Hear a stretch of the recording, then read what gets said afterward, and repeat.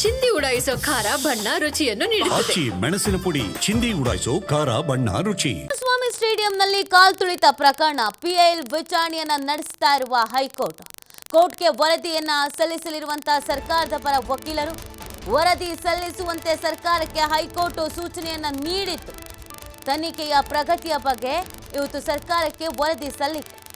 ಕಾಲ್ತುಳಿತ ಕೇಸನ್ನ ಗಂಭೀರವಾಗಿ ಪರಿಗಣಿಸಿರುವಂತಹ ಹೈಕೋರ್ಟ್ ಕಾರ್ಯಕ್ರಮದ ವೇಳೆ ಏನು ಕ್ರಮ ಕೈಗೊಳ್ಳಲಾಗಿತ್ತು, ಕಾರ್ಯಕ್ರಮದ ವೇಳೆ ಏನೆಲ್ಲ ಮುಂಜಾಗ್ರತೆಯನ್ನು ವಹಿಸಲಾಗಿತ್ತು, ಘಟನೆಯ ನಂತರ ಏನೆಲ್ಲ ಕ್ರಮ ಆಗಿದೆ ಅಂತ ವರದಿಯನ್ನ ಕೋರ್ಟ್ ಕೇಳಿತು.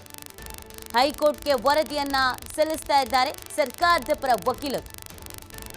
ಹೈಕೋರ್ಟ್ ಸರ್ಕಾರಕ್ಕೆ ಸೂಚನೆಯನ್ನ ಕೊಟ್ಟಿದೆ. ಈ ಅವಘಡ ಆದ ನಂತರ ಏನೆಲ್ಲ ಆಗಿದೆ, ಅದಕ್ಕಿಂತ ಮುಂಚಿತವಾಗಿ ಏನೆಲ್ಲ ನಡೆದಿದೆ, ಸಂಪೂರ್ಣವಾಗಿ ಇದಕ್ಕೆ ಸಂಬಂಧಪಟ್ಟಂತೆ ವರದಿಯನ್ನು ಸಲ್ಲಿಕೆ ಮಾಡಬೇಕು ಅನ್ನುವಂಥ ಸೂಚನೆಯನ್ನು ನೀಡಲಾಗಿದೆ. ಅದಕ್ಕೆ ಸಂಬಂಧಪಟ್ಟಂತೆಗೆ ಇವತ್ತು ವರದಿಯನ್ನು ಸಲ್ಲಿಕೆ ಮಾಡೋದಕ್ಕೆ ಅಂತ ವ್ಯವಸ್ಥೆಯನ್ನು ಮಾಡಿಕೊಳ್ಳಲಾಗಿದೆ. ಸರ್ಕಾರ ವಕೀಲರ ಮುಖಾಂತರವಾಗಿ ವರದಿಯನ್ನು ಸಲ್ಲಿಕೆ ಮಾಡೋದು.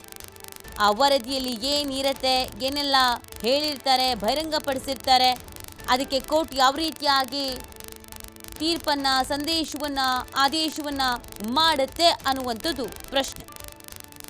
ಸರ್ಕಾರಕ್ಕೆ ಕಾಲ್ತುಳಿತದ ಡ್ಯಾಮೇಜ್ಗೆ ಇದೀಗ ಸಾಕಷ್ಟು ರೀತಿಯಾದಂಥ ಸಮಸ್ಯೆಯನ್ನು ಎದುರಿಸ್ತಾ ಇದೆ.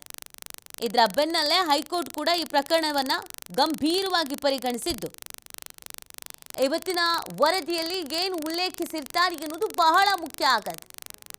ಈ ಕಾರ್ಯಕ್ರಮವನ್ನು ಆಯೋಜನೆ ಮಾಡಿದ್ಯಾರು, ಯಾವಾಗ ಸರ್ಕಾರಕ್ಕೆ ಗಮನಕ್ಕೆ ಬಂತು, ಆನಂತರ ಸರ್ಕಾರ ಏನೆಲ್ಲ ಕ್ರಮಗಳನ್ನು ಕೈಗೊಳ್ತು, ಮುನ್ನೆಚ್ಚರಿಕಾ ಮುಂಜಾಗ್ರತಾ ಕ್ರಮಗಳು ಯಾವ್ಯಾವನ್ನ ತೆಗೆದುಕೊಂಡಿದ್ರಿ, ಭದ್ರತಾ ವ್ಯವಸ್ಥೆ ಯಾವ ರೀತಿ ಆಗಿತ್ತು, ಹಾಗೆಯೇ ಪ್ರೋಟೋಕಾಲನ್ನು ಎಷ್ಟು ಮಟ್ಟಿಗೆ ಫಾಲೋ ಮಾಡಿದ್ರಿ, ಯಾರು ಡ್ಯಾಮೇಜ್ ಮಾಡಿದ್ದು, ಎಲ್ಲದರ ಬಗ್ಗೆ ಕೂಡ ವಿವರಣೆಯನ್ನು ನೀಡಬೇಕಾಗತ್ತೆ.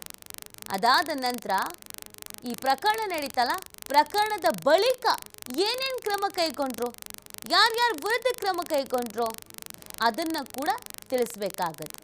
ಸಂಪೂರ್ಣವಾದಂಥ ವರದಿಯನ್ನು ತಯಾರು ಮಾಡಾಗಿದೆ. ಆ ವರದಿಯನ್ನು ಕೋರ್ಟ್ಗೆ ಸಬ್ಮಿಟ್ ಮಾಡ್ತಾರೆ.